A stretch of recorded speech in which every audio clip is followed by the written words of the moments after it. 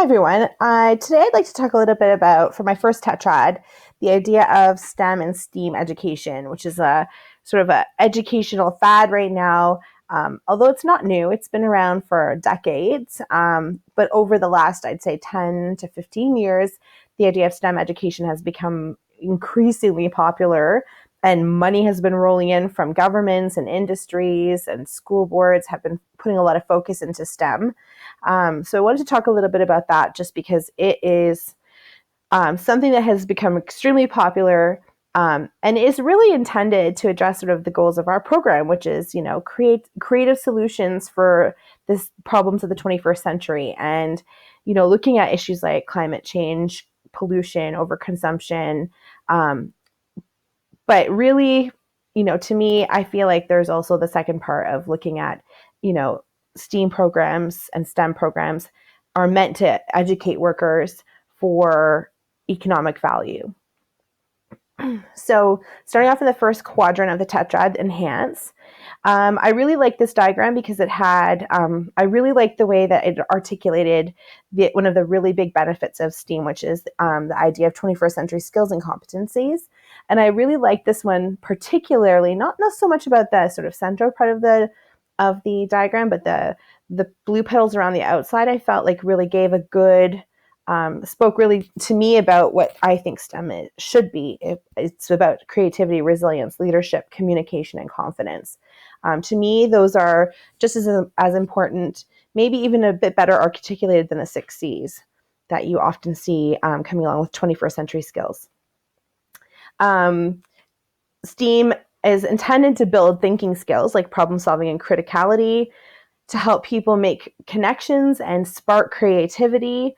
And I really like this image because for me, STEAM, this is like a true STEAM image. It's got the science, technology, engineering, and math on that sort of left brain side, and then the right, the arts, the literature, the creative expression, maybe even the spirituality, the meaning on that right hand side. So I really liked this image to kind of speak to the idea of what STEAM is all about, whereas maybe STEM is just a little bit more on the left hand side. I like the idea that STEM and STEAM programs are really starting to try and improve the gender and cultural diversity issues in science, technology, and engineering and math workplaces and environments. There's a lot of money going into especially girls and trying to build opportunities for girls to get involved and to improve the gender equity issue there. They're exciting. Everyone loves to fool around in maker spaces. Everyone likes to get out 3D printers. Parents love it when you have all the gadgets in a program. So, STEAM and STEM is an enhancement because people are getting excited about coming to school. And even though they get a little messy like this, this is not my classroom, I promise you, although my classroom may actually be worse today. I feel like, the idea of learning is that it should be messy. Kids should be getting hands-on. They should be exploring, but with a plan. So one of the things that I think when we take that enhancement just down a slightly different path is there are some sacrifices in the STEM. It is not an all-inclusive umbrella.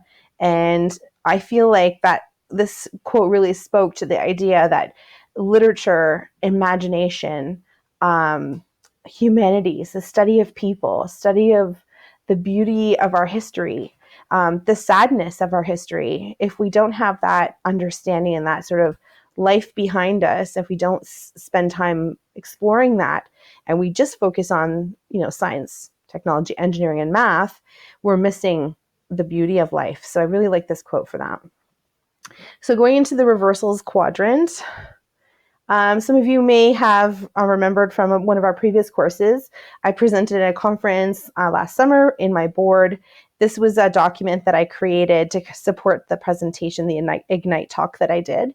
And again, I'm very interested in what's behind STEAM. I feel like STEAM is tools, and that when I looked at sort of opening up that acronym into what it really means, like S for social justice, the empathy piece in the E, those there's more to the acronym than just science, technology, engineering, arts, and math. And I felt like that deserved a little bit of attention, and I think it still deserves to be talked about more. So if you'd like to take a little read, you can. It is a link, and definitely something that is sacrificed in STEAM programs. I think too, in STEM, function is definitely more important than form. The aesthetics are often lost in the conversation. The gadgets are cool, and all the fun things that they can do, the purposes of those things, but the actual form, the beauty, the aesthetics gets lost, especially in this vintage Yugo. Again, another real problem in STEAM is missing the scope of history and not really being able to engage with the wisdom that we've learned through the years, because we are wanting to fill the vacancies. We are wanting to get more money for and be economic leaders. It's STEAM often and STEM often come down to dollars and cents. They're putting money into it, but they want to get money back out. So going into the retrievals area, one of the things that I really thought about was the idea that in the past, STEM and STEAM was a very male-dominated, and hint, those are the 2016 Nobel laureates. So I don't think too much has changed. That's just one indicator, and it is changing, but very, very slowly. So the benefits of STEM and STEAM, I think, are still very largely, in this dominant group here. Going back into history, we know that STEM and STEAM really was in the dominant male area, shop class, the garage. My granddad had a garage. The women were never in it. All the uncles and all the boy cousins were there, but the girls weren't really supposed to go there. Even before shop class and sort of public education around STEM, we had learning at home. And again, it was very gender segregated.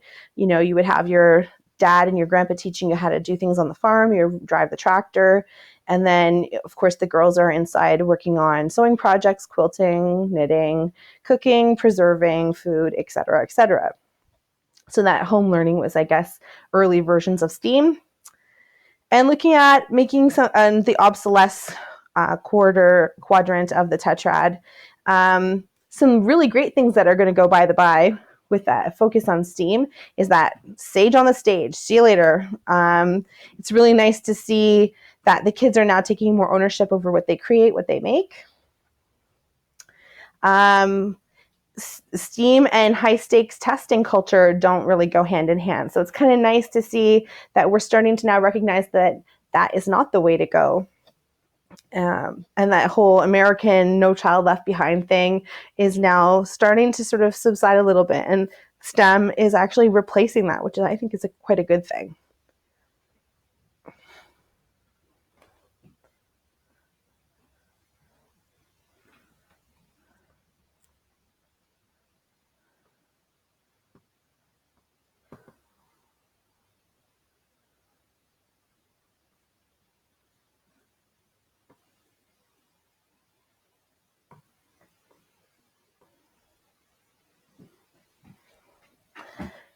So coming back in, some of the things that I found were very interesting was that idea of looking at some of the negative aspects of STEAM, because it is such a generally positive thing.